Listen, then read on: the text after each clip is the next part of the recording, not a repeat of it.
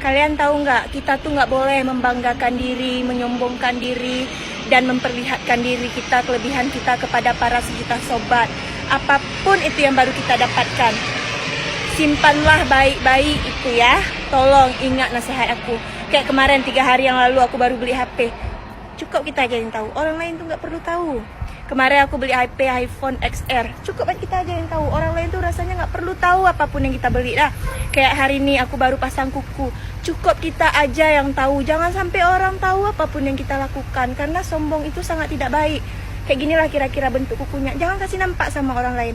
Cukup untuk diri kita aja, kepuasan diri kita. Orang tuh nggak perlu tahu kalau kita baru pasang kuku ke salon. Jangan sayang. Pokoknya kayak gitulah kira-kira nasihat dari aku. Kayak tadi baru beli baju, jangan sampai orang lain tahu kalau kita tuh apa kelebihan kita tuh untuk kita aja. Jangan sampai orang lain tahu, karena di atas langit masih ada Hotman Paris.